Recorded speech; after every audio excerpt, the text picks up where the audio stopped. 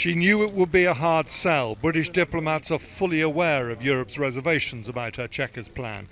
But Theresa May hadn't expected this, an outright rejection of a proposal that she insists is the only one on offer.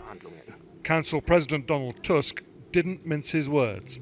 While there are positive elements in the Chequers proposal, the suggested framework for economic cooperation will not work, not least because it risks undermining the single market.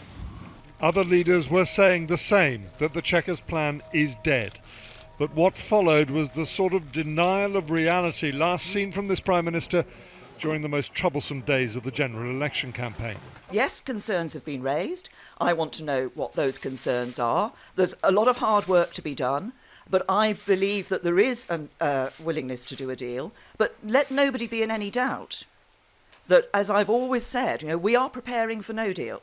Again and again she spoke about being ready for no deal if that intractable problem of the Irish border can't be solved. Do you wish now that last year you would never agreed to the principle of the Northern Ireland backstop? Because it's caused you no end of trouble, hasn't it?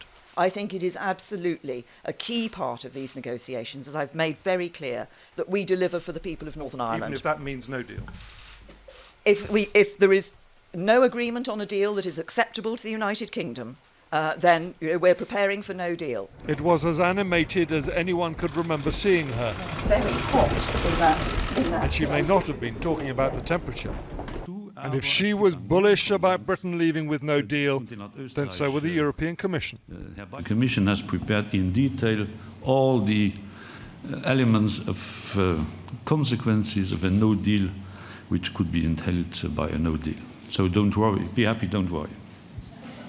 It seems that Germany's Chancellor Merkel and France's President Macron were happy to authorise this diplomatic humiliation. Macron following up with an extraordinary attack on leading Brexiters. Those who explained we can easily live without Europe and we'll have more money, he said, are liars. And they left the day after so as not to have to deal with it. As a parting shot, Donald Tusk posted a photo on Instagram of him offering Mrs May a cake. "Sorry, no cherries," read the slightly bitchy tagline. It was a brutal end to a brutal day. The warmth of the farewell kiss from President Macron not disguising the fact that he's believed to have argued hardest for today's tough line with the British. People are used to EU negotiations that go down to the wire before finding some last-minute compromise.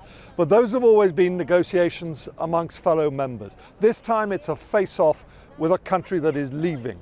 And waiting for that last-minute extend the deadline fudge may just not work this time. James Mates, News at 10, Salzburg.